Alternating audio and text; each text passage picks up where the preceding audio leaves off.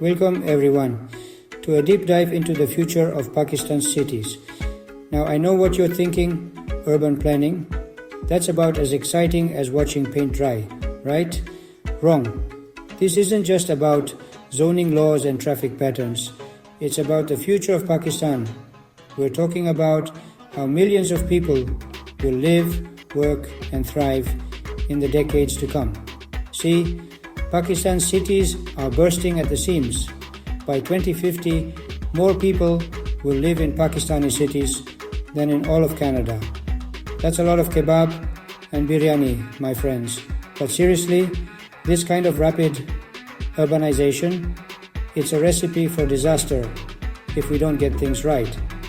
We need effective urban planning, and that starts with some serious structural changes. So, over the next few minutes, we're going to break down the key areas where Pakistan needs to step up its urban planning game. From governance to technology, we'll explore the essential changes that can transform our urban landscapes and create a more sustainable, equitable and vibrant future for all Pakistanis. Let's go!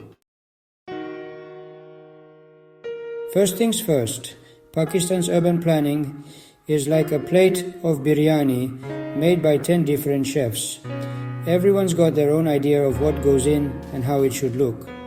We've got overlapping jurisdictions, conflicting regulations, and a whole lot of confusion. It's a bureaucratic nightmare, my friends.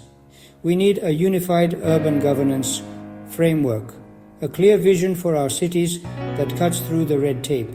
And while we're at it, let's sprinkle in some decentralization. Local governments, the folks closest to the ground, need the power and resources to address their unique challenges. Think of it like this. You wouldn't ask someone in Islamabad to decide where to put a park in Karachi, would you? Give local communities a seat at the table and watch the magic happen. Let's be real, some of Pakistan's urban planning laws are older than my dad's jokes. And trust me, that's old. We're talking about regulations that haven't caught up with the 21st century, let alone the challenges of rapid urbanization. We need to hit refresh on those planning laws, folks. And enforcing zoning and land use regulations, that's not just about being organized. It's about preventing chaos. It's about ensuring that residential areas stay residential and that industrial zones don't pop up next to schools. It's about creating cities that are livable, breathable, and, dare I say, enjoyable. We live in the age of information, people. We've got more data at our fingertips than ever before. And yet, when it comes to urban planning in Pakistan, sometimes it feels like we're flying blind. We need to harness the power of geospatial data. Think satellite imagery, mapping, the works, to get a clear picture of our city's needs and challenges. And let's not forget about urban research institutions.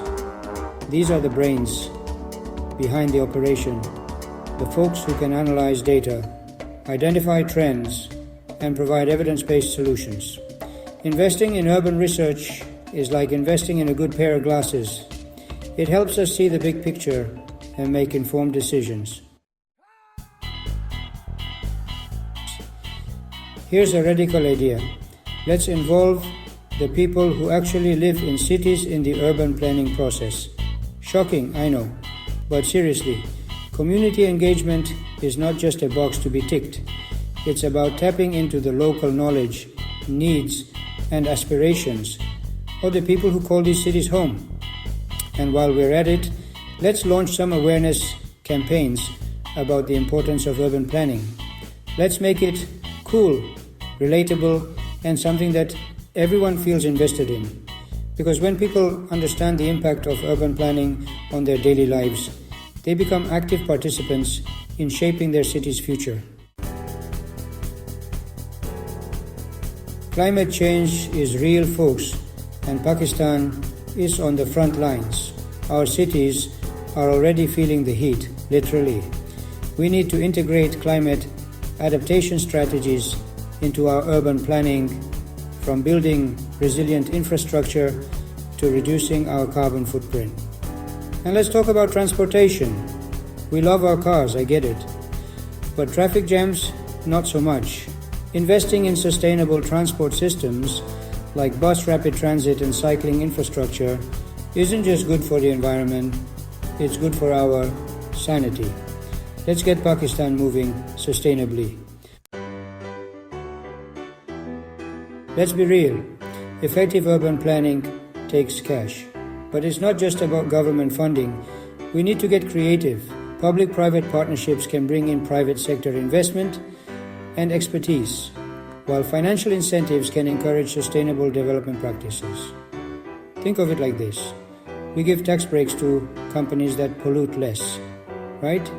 Why not do the same for developers who build green buildings or invest in public transport? It's about aligning financial incentives with our sustainability goals. We can have all the fancy plans and regulations in the world, but if we don't have skilled professionals to implement them, it's all for nothing. We need to invest in continuous training for our planners and officials, equipping them with the latest knowledge and tools to tackle the challenges of 21st century urban planning. And let's not keep them siloed away in their respective departments. We need more cross-disciplinary collaboration. Urban planners working with architects and environmentalists, engineers teaming up with sociologists, because complex problems require integrated solutions. Remember that whole "we live in the age of information" thing? Yeah, it applies here too. Smart city initiatives powered by technology and data have the potential to revolutionize urban planning in Pakistan. Imagine traffic management systems that actually reduce congestion, or smart grids that optimize energy consumption. The future is now, folks, and let's not forget about e-governance, online platforms for building permits, land records, and citizen feedback can streamline processes, reduce corruption, and empower citizens. It's about bringing urban planning into the digital age. We can't talk about urban planning in Pakistan without addressing the elephant in the room, or should I say, the Kachi Abadi in the city. Informal settlements are a reality in many Pakistani cities, and ignoring them is not a solution. We need regularization policies that provide secure tenure and access to basic services for residents of informal settlements. And it's not just about providing services, it's about upgrading these areas, integrating them into the fabric of the city, and ensuring that everyone has the opportunity to live with dignity and hope. So, there you have it, a glimpse into the key structural changes needed to transform urban planning in Pakistan. These aren't just bureaucratic tweaks, they're fundamental shifts that can create more sustainable, equitable, and efficient urban environments for all Pakistanis. We've got a long way to go, but by working together, governments, citizens, businesses, and communities, we can turn these challenges into opportunities. Let's build cities that are not just centers of economic growth, but also vibrant, livable spaces that reflect the aspirations and dreams of the people who call them home. Thank you for watching, and don't forget to like, share, and subscribe for more insightful content.